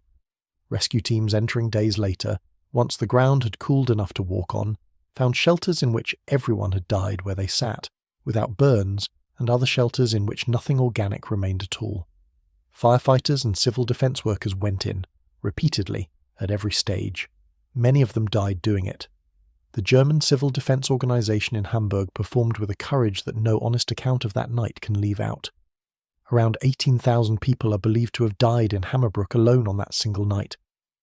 Over the whole of Operation Gomorrah, the 8 days of combined British night and American daylight raids from the 24th of July to the 3rd of August, the death toll is generally put at around 37,000 people, with some estimates higher. Around 900,000 people, more than half the population, were made homeless. Roughly 16,000 apartment buildings were destroyed. The burnt-out area covered around 30 square kilometres. Refugees streamed out of the city into the surrounding countryside in the hundreds of thousands, carrying with them descriptions that the Nazi regime immediately tried and failed to suppress. Word of Hamburg reached every corner of Germany within days. If the intention was to break a nation's will, and the nation's will did not break, what exactly had been achieved? Albert Speer, the Reich's armaments minister, told Hitler afterward that a further 6 raids on the scale of Hamburg would end Germany's ability to continue the war. It was an overstatement, and Speer was a man who overstated things in ways that served him, but it reflected a genuine shock at the top of the German government. The war did not end. German armaments production, remarkably, continued to increase into 1944. The morale of the German population did not collapse.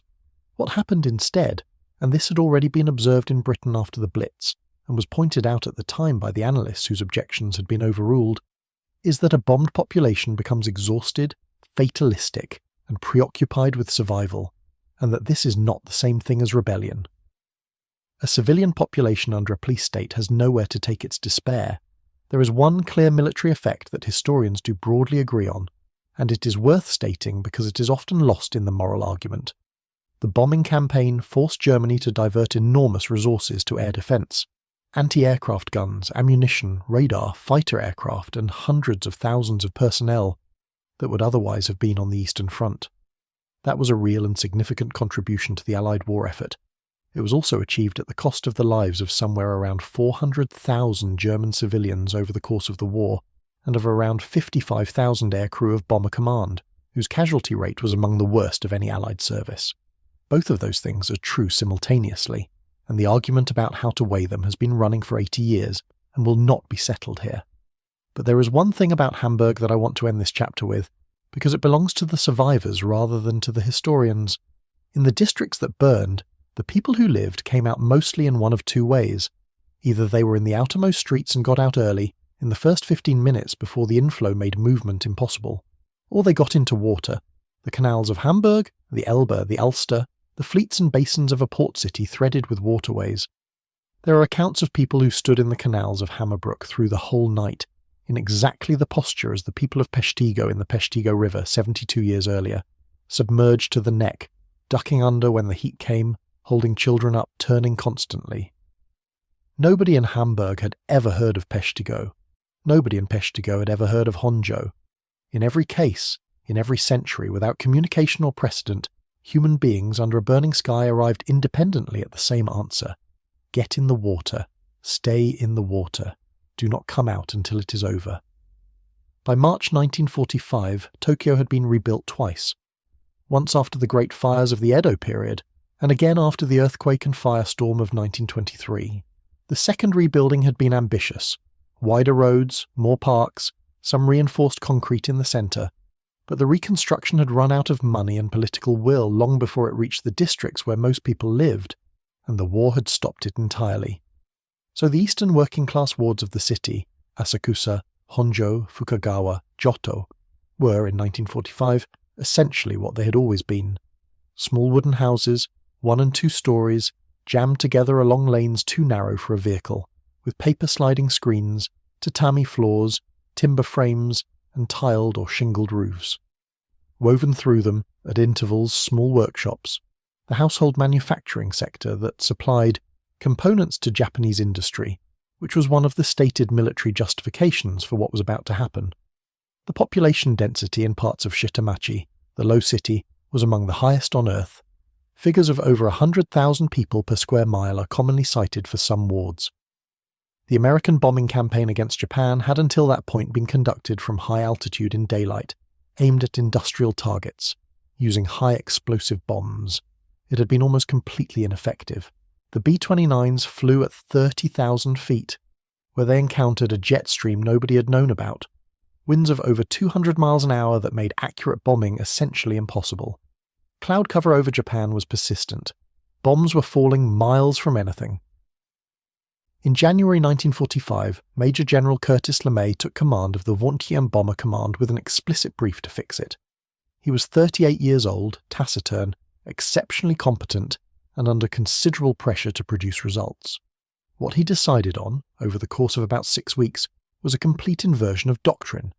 Fly at night. Fly low, between 5 and 9,000 feet, an altitude that his own crews regarded as suicidal. Strip the aircraft of most of their defensive guns and gunners to increase bomb load, and carry incendiaries, aimed not at factories, but at the residential districts of the low city. The Dugway tests had established what would happen. So had Hamburg. They flew on the night of the 9th of March 1945, 325 B-29s. The target was a rectangle of eastern Tokyo containing over 1 million people. There was a strong dry wind that night, around 30 miles an hour at ground level, a seasonal northwesterly that the crews had been briefed on. It was regarded as favourable. The lead aircraft marked the target area in a giant burning X across the district. The main force came in behind them over a period of about 2.5 hours, at low level, in a stream, laying incendiaries across the marked rectangle in a deliberate pattern designed to produce simultaneous ignition across the whole area. Tokyo's civil defense organization had been drilled for years, and its core doctrine was that ordinary citizens should fight fires themselves. Neighborhood associations were equipped with buckets, sand, wet mats, and hand pumps. Residents had been trained to stay and extinguish incendiaries rather than flee. There were laws discouraging evacuation. Fire watching was a household duty. Against a scattered incendiary raid, this was reasonable policy. Against mass ignition across 16 square miles, it meant that a very large number of people stayed in their houses, beating at fires with wet mats during the 15 minutes in which it was still possible to leave. The district crossed the firestorm threshold within about half an hour.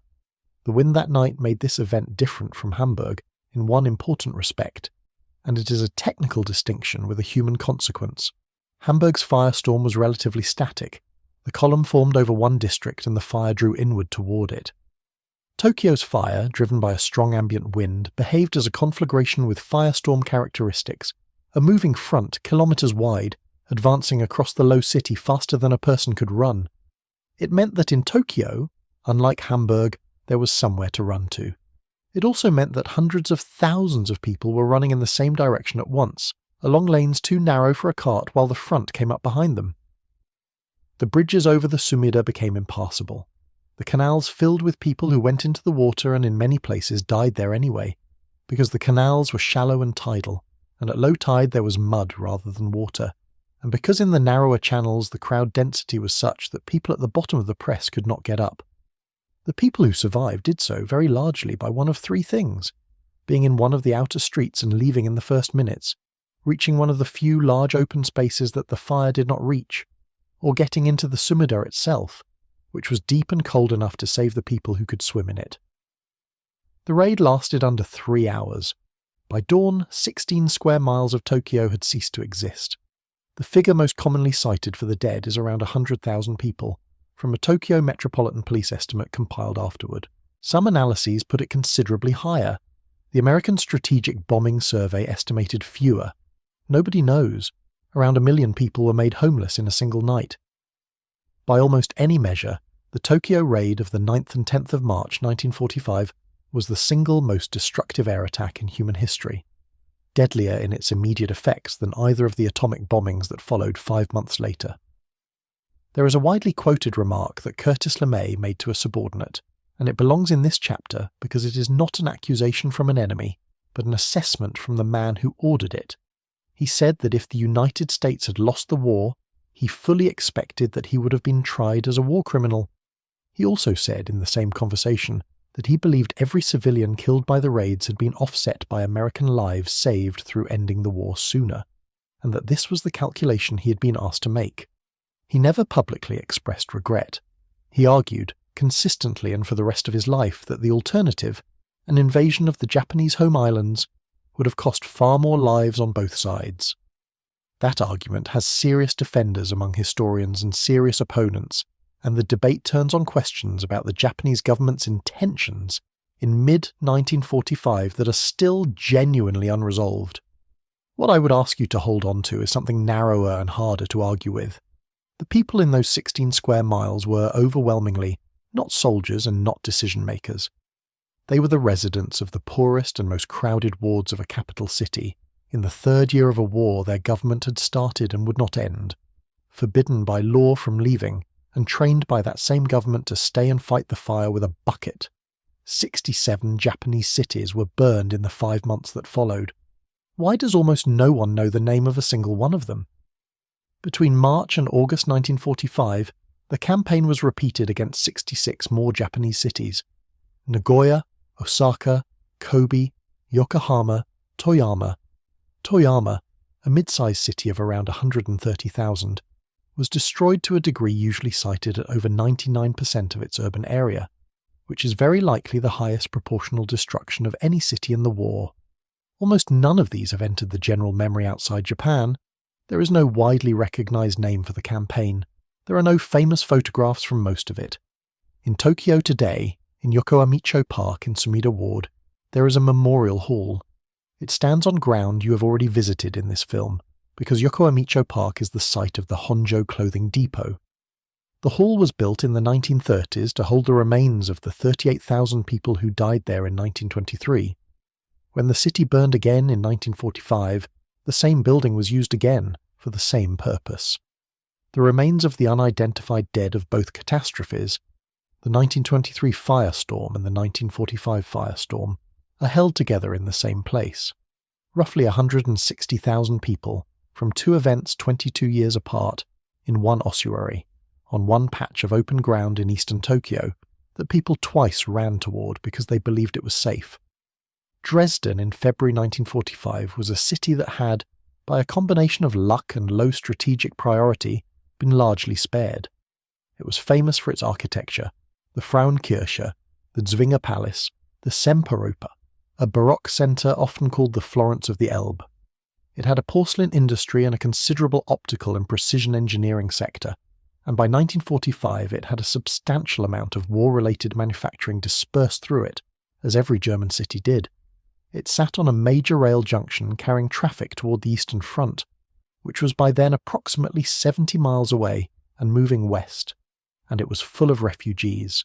Hundreds of thousands of people were moving west ahead of the advancing Red Army, and Dresden was on the route, and the city's population had swollen by an unknown but very large number of people who were sleeping in schools, in halls, in the railway station, in the streets. How many is one of the central questions of this chapter, and the honest answer is that nobody knew at the time and nobody has known since. The attack came on the night of the 13th of February and continued into the 14th and 15th, roughly 800 RAF heavy bombers in two waves overnight, followed by American daylight raids. The method was the Hamburg method, refined. The first wave marked and opened the city. The second wave, arriving 3 hours later, was timed with a specific and deliberate purpose, to catch the fire and rescue services that would by then have moved into the burning districts, and to prevent the fire from being fought during the critical window. This was standard practice by 1945, and it had been used repeatedly. It is also one of the aspects of the campaign that critics find hardest to accommodate, because its function was explicitly to kill the people trying to save others. The old centre of Dresden, dense, medieval in its street pattern, timber-framed above the ground floor full of steep roofs and deep attics, crossed the threshold. A firestorm developed over the Altstadt on the night of the 13th. The Frauenkirche did not fall that night. Its great sandstone dome, which had stood since 1743, absorbed the heat for most of the following morning, while the fire burned through the building beneath it, and then, at around 10 o'clock on the morning of the 15th of February, the pillars failed and the dome came down into the ruins. It lay there, a heap of blackened sandstone in the centre of the city, for 45 years. East Germany left it as a memorial. It was rebuilt after reunification, using thousands of the original stones recovered from the pile, each one catalogued and returned to its place, which is why the church today is patterned in pale new sandstone and dark old sandstone, a building that wears its own history on the outside. Now to the arithmetic, because Dresden is the place where the counting of the dead became a political weapon, and the story of that is genuinely important and almost never told properly. The figure that most people have heard is somewhere between 100,000 and 250,000 dead. Some claims have gone as high as 500,000. These numbers appear in books, in documentaries, in speeches, and they are wrong, and the way they became widespread is a case study in how a real atrocity can be inflated until it becomes something else. Here is the sequence. The Dresden police compiled a casualty report in March 1945, based on identified and recovered bodies, and reached a figure of just over 20,000 dead, with an estimate that the final total might reach around 25,000. This was an internal document produced by the city's own authorities in the immediate aftermath. Almost immediately, the Reich Ministry of Propaganda took that document, and in the version released to neutral countries added a zero. 20,000 became 200,000. The inflated figure was distributed internationally as evidence of Allied barbarity, at a moment when the German government urgently needed the world's attention on something other than the camps that the Red Army had begun to overrun. After the war, the inflated number survived. It was picked up in the West by writers who used it to argue against the bombing campaign, most influentially by David Irving in a book published in 1963, which cited figures in the range of 100,000 and above based on a document that was subsequently demonstrated to be a forgery. Irving himself later acknowledged the document was fraudulent. He went on in the following decades to become one of the world's most prominent Holocaust deniers, and was found by an English High Court in 2000 to have deliberately falsified historical evidence. The inflated Dresden figure has remained a fixture of far-right political rhetoric in Germany and elsewhere ever since, precisely because of what it is designed to do, to construct an equivalence, to argue that everyone did the same thing, to make the number so large that it competes. So in 2004, the city of Dresden did the only thing that could settle it. It commissioned an independent historians commission, 13 historians, archaeologists and forensic specialists with full access to municipal records, burial registers, missing persons files, and physical excavation of the sites. They worked for 6 years. They published in 2010. Their finding was that the number of people killed in the bombing of Dresden was up to around 25,000, and that they could find no evidence supporting anything higher. They also specifically investigated and rejected several of the persistent claims, including the widely repeated story of low-flying fighters strafing refugees on the Elbe meadows, for which they found no supporting evidence. 25,000 people. Why does it feel, when you hear a real number after a false one, as though something has been taken away? 25,000 people is not a small number. It is roughly the population of a market town. It is more people than were killed in the London Blitz over 8 months. It happened in about 14 hours. And yet there is a particular emotional trap here that is worth naming, because everyone falls into it. When a wildly inflated figure is corrected downward, the correction feels like a defense of the bombing. It is not. The moral character of what was done to Dresden does not depend on whether the figure was 25,000 or 200,000. A city was destroyed, and its civilian population was burned to death in their shelters. That is either defensible or it is not, and the arithmetic does not settle it either way. What the arithmetic does settle is who gets to use the dead. When the number was 200,000, Dresden could be deployed as a counterweight, as a way of saying that the Allies did something comparable, that the moral ledger balances that nobody may judge. When the number is 25,000, that argument loses its instrument.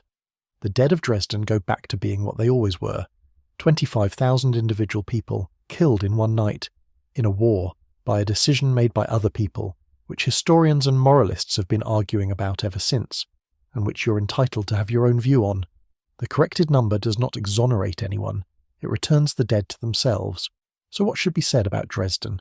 That it had, by February 1945, some genuine military significance as a transport node and as a manufacturing centre, and that the Soviet High Command had asked for attacks on Eastern German communications, that it also, by that date, had almost no capacity to alter the outcome of a war that had approximately 11 weeks left to run, that the destruction of the old city, the Baroque centre, the churches, the palaces, the streets full of refugees from the East, served no military purpose that any serious historian has been able to identify, and that this was understood by some of the people involved at the time. Churchill himself wrote a memorandum weeks afterward questioning whether the bombing of German cities, for the sake of increasing terror, should be reviewed, and then withdrew it under pressure from the air staff and rewrote it in softer terms. That RAF Bomber Command's aircrew, 55,000 of whom died, were young men flying missions with a survival rate that at points approached a coin flip, who were given targets by their government and flew to them, and who were then denied a campaign medal after the war in a piece of official embarrassment that took until 2012 to partially resolve. They did not choose the policy. They paid for it at a rate almost nobody else did, and that the argument about area bombing was not invented afterward by comfortable people with hindsight. It was made at the time in Britain during the war. George Bell, the Bishop of Chichester, denounced it in the House of Lords in February 1944 and was widely condemned for it, and is generally thought to have lost the Archbishopric of Canterbury over it. Vera Brittain published a pamphlet against it in 1944 and was vilified in the press. The objection existed, it was heard, it was overruled. There is a phrase from Dresden that has entered the language in German and never quite made it into English. Survivors and rescue workers spoke of the Trümmerfrauen, the rubble women, the female labour force that cleared the ruins of German cities by hand in the years afterward, passing bricks along human chains, sorting the salvageable from the destroyed, in a country with almost no working-age men left. They cleared Dresden brick by brick. They stacked the sandstone of the Frauenkirche in a pile and left it there because they had nothing to build it with. And 45 years later, when the money and the country finally existed, someone opened the catalogue and found that every stone in the heap had been numbered. Somebody, in 1945, standing in the ash of a city that no longer had a government, had taken the trouble to write down where each piece went. On the morning of the 6th of August 1945, Hiroshima was one of a small number of Japanese cities that had not been burned. Its residents had noticed. The city had been left conspicuously alone through 5 months, in which 66 other cities had been destroyed, and there were rumours about why, that it was being saved, that it would be occupied intact, that someone in the American command had a connection to it. The actual reason was that it had been placed on a reserved list, specifically so that the effects of a new weapon could be measured against an undamaged urban area. I'm not going to write the atomic bombings in the way they are usually written. That story has been told many times, and it is told as a story about a weapon. What belongs in this film is narrower and I think less understood. Most of the people who died at Hiroshima were killed by fire. The blast and the initial radiation killed an enormous number of people in the first seconds, particularly close to the hypocenter.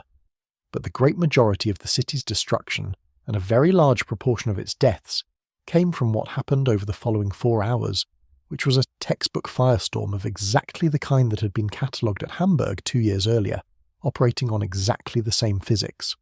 The thermal pulse ignited thousands of separate fires simultaneously across several square kilometres of a densely built wooden city.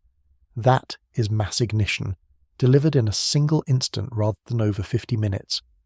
Within about 20 minutes the fires had begun to merge. Within a couple of hours a full convection column and inflow system had established over the city, and by early afternoon Hiroshima was burning as a single unit, drawing wind inward from the surrounding hills. The column carried enormous quantities of ash, soot and moisture to altitude where it condensed. In the early afternoon it began to rain over Hiroshima, heavy, dark, greasy drops, carrying the pulverized and irradiated material of the city back down onto the survivors, the black rain. It fell on people who had been badly burned and were desperately thirsty, and many of them opened their mouths to it. The rivers of Hiroshima did what rivers always do in this story. People went into them in enormous numbers, for the same reasons and with the same instinct as Peshtigo and Hamburg and the Sumida. There are 2 details from that afternoon that I want to set down, because in 150 pages of physics, they are the only measurements that matter. The first is that the fire brigade of Hiroshima ceased to exist as an organisation in the first minute. Around 80% of its personnel and essentially all of its equipment were destroyed. The people who did the rescuing in Hiroshima were, overwhelmingly, other survivors. Burned people. Walking, pulling other people out of collapsed houses with their hands. The second is that this is true of every event in this film.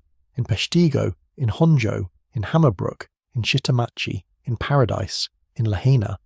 The rescue is always, in the first hours, done by the people who are themselves in it.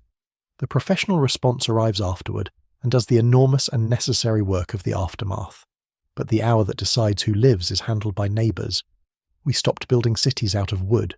So why is the firestorm the fastest growing category of disaster in the 21st century? For about 50 years after 1945, the urban firestorm appeared to be finished as a category. Cities in the developed world had been rebuilt in concrete, steel and brick. Fuel loadings dropped. Building codes mandated fire separation, sprinklers, fire-resistant materials and independent water supplies. Fire services were professionalised and mechanised. The specific combination that produces a firestorm, extremely high fuel loading, extreme density, simultaneous ignition, no wind, simply stopped occurring in the ordinary life of a modern city. The warning that it had not gone away came in January 1995 in Kobe. The Great Kanto Earthquake struck at just before 6 in the morning on the 17th of January. Around 6,400 people died, and in the Nagata ward, an older district of tightly packed wooden and light frame houses, many of them pre-war, occupied disproportionately by elderly residents and by Kobe's Korean-Japanese community, the pattern of 1923 repeated in miniature. Gas lines ruptured, water mains broke, roads filled with collapsed buildings so that fire engines could not pass. Fires began in dozens of places and merged. Nagata burned for 2 days. Firefighters, unable to get vehicles in, ran hoses by hand for hundreds of meters and pumped from a canal. Kobe was a warning that the conditions can reassemble anywhere the old fabric survives. But the real return has come from a direction almost nobody was watching. On the 8th of November 2018, an electrical transmission line failed above the Feather River Canyon in Northern California after a dry summer, in the middle of a seasonal downslope wind event, in a landscape that had not burned in decades. The fire that resulted reached the town of Paradise, population around 26,000, in about 90 minutes. It was moving at points at the rate of a football field every few seconds. What happened in Paradise was not a wildfire that burned some houses. It was an urban conflagration, and the fire scientists who studied it afterward were explicit about that. Once the fire reached the town, the primary fuel was no longer vegetation. It was the town, houses igniting neighbouring houses by radiant heat and embercast in a dense residential fabric generating its own wind. The satellite imagery afterward shows the same thing as the aerial photographs of 1945, a sharply bounded area in which the built environment has been reduced to foundations and vehicles, and outside which trees are still standing and houses gone. That is the signature of a structure-to-structure fire, and it is the same signature as Hamburg. 85 people died in Paradise. Almost all of them died in their homes or in their cars on the evacuation routes, and a disproportionate number were elderly or disabled, the people who could not move fast enough, which is the demographic that dies in every event in this film. 5 years later, on the 8th of August 2023, a hurricane passing far to the south drove sustained winds of over 60 miles an hour across the island of Maui, into a downed power line, into invasive dry grasses that had colonized abandoned sugarcane land, and into the historic town of Lahaina. Lahaina was a 200-year-old settlement of wooden buildings on a seafront, with a road out that was closed by fire and downed lines. The fire crossed the town in a matter of hours. 102 people died. Survivors, and this is the detail that closes the circle of this entire film, went into the ocean and stayed there. Some of them for 5 or 6 hours, in the dark, holding on to the seawall, ducking under when the heat came. They were doing exactly what the people of Peshtigo did in 1871, exactly what the people of Hamburg did in 1943, exactly what the 300 survivors of the Honjo clothing depot did in 1923. The uncomfortable conclusion of modern fire science is that we did not eliminate the firestorm, we relocated it. For a century we moved people out of dense wooden city centres, and then, over the following decades, we moved them into low-density timber-framed housing, built directly against combustible landscapes, the zone that planners call the wildland-urban interface.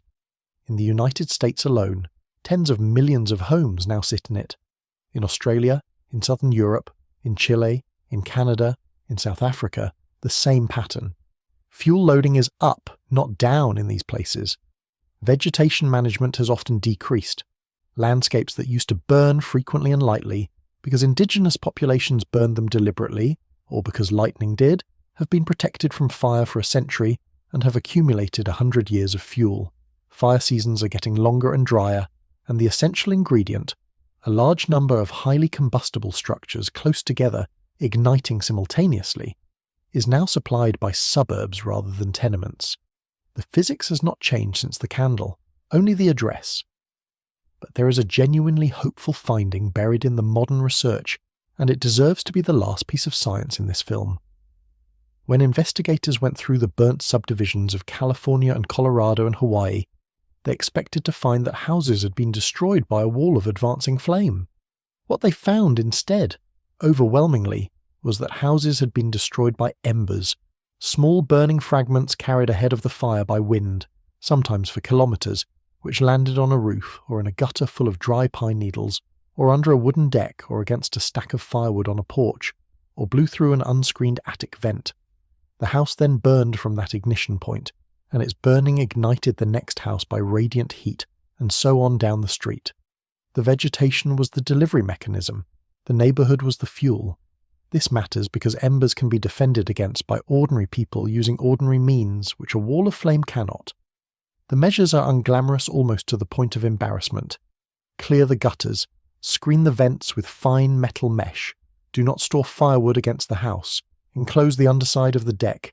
Keep the first 1.5 meters around the walls entirely free of anything combustible. No bark mulch, no shrubs against the siding, no doormat that will hold an ember. Use a non-combustible roof.